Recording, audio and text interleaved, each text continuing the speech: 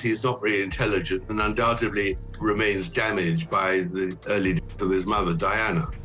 And he very foolishly blames the media for her, in his words, which is complete nonsense. But I think he loved the adulation. He loved it when he was being praised, especially when he was a soldier. But then he became criticized, firstly because he became drunk in public. The whole description she does of the Portland hospital, the birth, that was completely fabricated. We all know. Harry and Meghan Markle's surrogacy scandal has entered the mainstream media domain. Tom, do you think Harry and Meghan are fast learning what they signed away when they took this Netflix big moolah? And I would say they signed away their credibility and their dignity. Well, that's our view, but it's not theirs. They need the money, and they need it now more than ever because they've got no other source of income. So I think they're just stuck with the devil now. They're tied to Netflix, they're tied to their book, and all the criticism they're going to take means nothing because that's the only way they can earn their money. But if she hasn't had the children herself or Harry hadn't been involved, then they can't be in the royal line. They have to have royal blood, those little ones. Without that, there's no chance of them becoming a member of the royal family. Absolutely. What we're really now seeing is that both of them, having posed as the victim for so long, are really the aggressors. Had you hoped your children, Archie and Lilibet, would have had that you think they won't be able to now with this decision?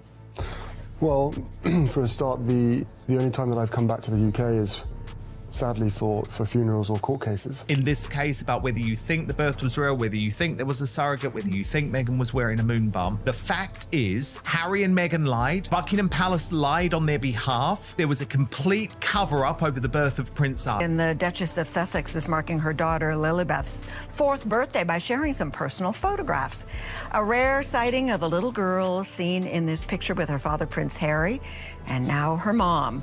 The child's face is partially covered as the royal couple is known to fiercely guard the privacy of their 2 children.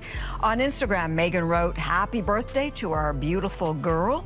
4 years ago today, she came into our lives, and the day is brighter and better because of it." It was a dreadful thing to do and actually completely wrong. He is quite hard and harsh. Prince Harry and Meghan Markle really thought they had pulled it off. They thought they could outsmart the system, control the narrative, and keep the biggest part of their lives completely locked away from the public eye. They believed they could disappear into California sunshine, hide behind privacy speeches, and raise their children beyond scrutiny. But now, the very thing they tried so desperately to protect may be the crack that shatters everything. Because this isn't just about tabloids anymore. This isn't just noise. This is about bloodlines, legitimacy, and secrets that don't stay buried forever. And when Tom Bauer speaks, people don't just listen, they rewind, replay, and start connecting dots that were never supposed to line up. Questions about Archie and Lilibet are no longer whispers traded on fringe forums. They're erupting into mainstream conversations, panel shows, comment sections, and royal circles that were once sealed shut. Palace silence is screaming louder than denial ever could. Calls for DNA tests are no longer unthinkable, they're boiling over. And suddenly, the Sussex fairy tale is wobbling under pressure it was never designed to survive. Stay until the end because this isn't just another royal mess. This is the kind of scandal that doesn't fade. It's staying.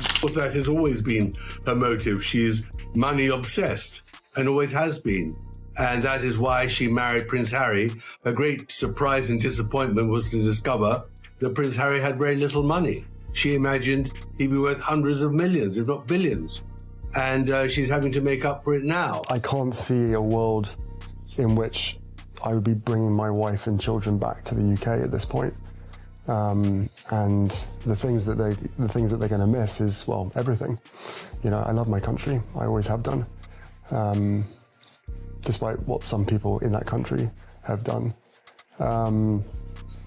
So, you know, I miss the UK. I miss parts of the UK. Of course I do. The conversation, I'm told and I believe, was very early on in their relationship when Harry is bowled over by Meghan, is desperately in love, and already is talking about marriage, but long before their engagement is even announced, let alone they're married and she's pregnant. And he's sitting in Clarence's house with then Prince Charles and Camilla. And Camilla just laughingly says, well, any child you'll have will probably have brown skin and ginger hair. The Queen and the Duke Yes, and we just bumped into the Duke as we were walking by, which was so nice. So it'll be a nice moment to introduce the baby to more family, and my mom's with us as well. So it's been a really, here we go. Another great grandchild. Prince Harry and Meghan Markle are back under the spotlight, but not for Netflix deals, not for speeches, not for royal grievances. This time, the focus is their children. And Tom Bower has dropped what many are calling his most dangerous bombshell yet. Explosive questions, uncomfortable truths, and a single idea that hits like a punch to the chest: are Archie and Lilibet even biologically theirs? And let's be clear, this isn't random Twitter chaos. The people pushing these claims point to years of research, patterns that never sat right, inconsistencies that were brushed off as coincidence for far too long, timelines that didn't quite align, details that felt overly polished, moments that looked staged instead of natural. The couple who swore they would protect their children at all costs are now watching those same children become the center of the biggest crisis of their lives. And the irony is brutal. Every move Harry and Meghan made to control the narrative has only tightened the spotlight. And that's why I think, I think Tina is a great journalist, and perhaps she has inside information. I don't see how the Sussexes can give up both the Netflix and the book deal. They won't be living in a Montecito cottage. They're more likely living somewhere in downtown LA, in a little hovel. That's their problem. They're stuck now. But, the truth is about them. Then he wore a Nazi uniform at a party. Then he was wearing absolutely nothing in the nude at the party in Las Vegas. And he couldn't cope with the criticism because, in his view, he is a target. And it didn't help that his telephones were hacked by News International, Rupert Murdoch's group here in London. Think about it for a second. This isn't about royal rules anymore. It's not even about family feuds. The question being asked now is simple, and it's savage. Who are Archie and Lilibet really? For any normal family, even asking that question would feel cruel. But nothing about Harry and Meghan has ever been normal. Every step, every appearance, every announcement has felt branded, staged, curated for maximum impact. And that's why the suspicion cuts so deep. Tom Bower claims surrogacy wasn't just a private medical choice. He suggests it may have been part of a much larger secret, one that touches the very core of royal identity. Because when you're dealing with royalty, bloodlines aren't symbolic, they're everything. And if these claims turn out to be true, this isn't just another Sussex scandal. This is a direct hit to the monarchy itself. We know that she never intended to go to the Portland hospital. She intended to have the baby at home. We know that they deceived the public about the birth data and time of the whole event. So, and also, even it goes down to the lawyer.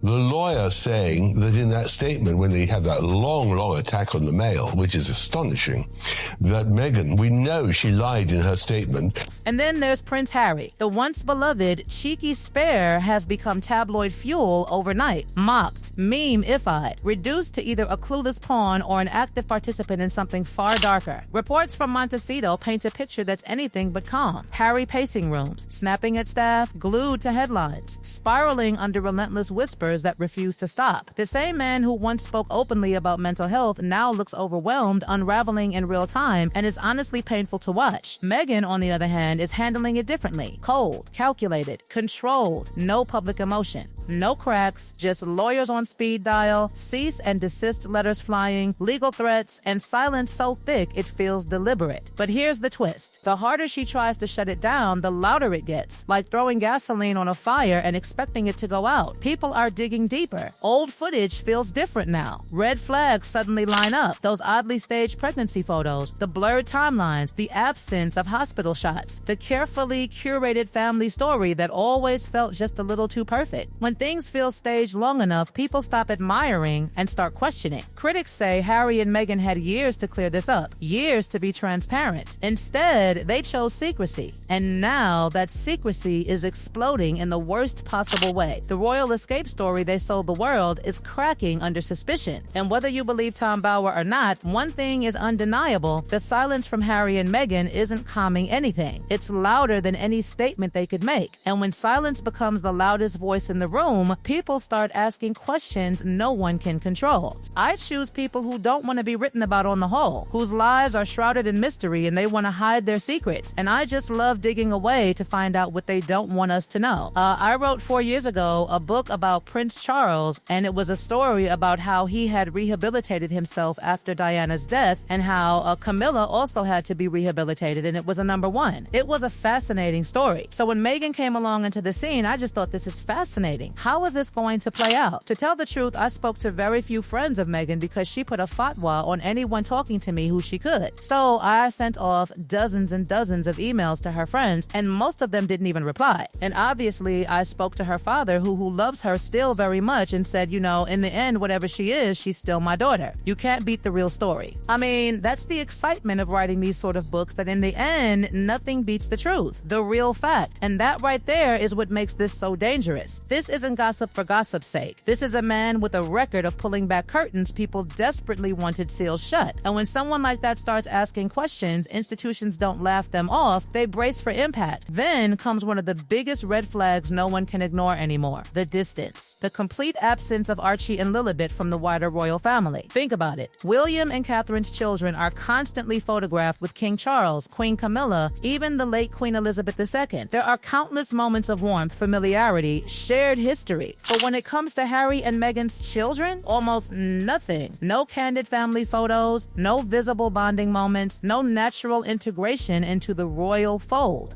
And now people are asking the question out loud, was this distance accidental or deliberate? If surrogacy was involved, many would say that's a private family matter. But if donors were involved, if biological ties aren't what was presented, then this stops being personal and becomes institutional. Because this isn't just about feelings, it's about succession, titles, constitutional legitimacy. And the monarchy cannot afford ambiguity there. The crown survives on stability and bloodline. If that foundation cracks, it's not just Prince Harry and Meghan Markle who fall, it could shake the entire institution. And the reason this is gaining traction is simple. Tom Bauer isn't some internet commentator chasing clicks. He has a long history of uncomfortable truths eventually becoming undeniable facts. So when he lights a match under something this explosive, people pay attention. And here's what makes it worse. Through all of this, Harry and Meghan have said nothing. No denial. No clarification. No attempt to shut it down cleanly. Not even the simplest move that could end it all. Proof. Just silence. And silence doesn't calm storms. It feeds them. Every day they say nothing, the calls grow louder. DNA testing is no longer fringe talk. It's trending. It's debated on panels. It's dissected in slow motion. And from a PR standpoint, this isn't damage control failure, it's a collapse. The Sussex brand was built on authenticity, on honesty, on telling their truth. But now that truth is being questioned at the deepest possible level, and the refusal to address it makes everything else they've ever said feel fragile. And for Harry, this cuts deeper than anything before. Fatherhood wasn't just part of his image. It was his redemption, his shield, his reason for everything. He told the world becoming a dad saved him, grounded him, healed him. So when critics ask, what if the children he built his entire identity around aren't biologically his, that doesn't just damage a reputation. It shatters a man's sense of self. And that's why he looks the way he does now. Unraveling, obsessive, glued to screens, watching strangers tear apart his life frame by frame. Friends say he's pacing, snapping, barely sleeping, spiraling into paranoia. The mental health champion trapped in his own storm. Meghan, meanwhile, remains ice cold. Lawyers instead of explanations. Threats instead of clarity. But legal letters don't erase suspicion. They magnify it. Because if there's nothing to hide, why panic this hard? And then there's the palace. Silent. Chillingly silent. No birthday wishes, no public warmth, no visible defense. Compared to the open embrace shown to William and Catherine's children, the contrast is impossible to ignore. A growing theory suggests this isn't punishment, it's protection. That the palace has been keeping distance on purpose, shielding itself from a scandal it always feared might explode. Waiting, watching, letting Harry and Meghan either come clean or collapse under the weight of their own secrecy. This has moved past curiosity. It's full-blown suspicion. And now even loyal royal watchers are asking the same question out loud. Why not end this? Why not prove it? Harry and Meghan had every chance to shut this down early. Records, transparency, clear explanations. Instead, they doubled down on silence. And now that silence looks less like dignity and more like guilt. The saddest part?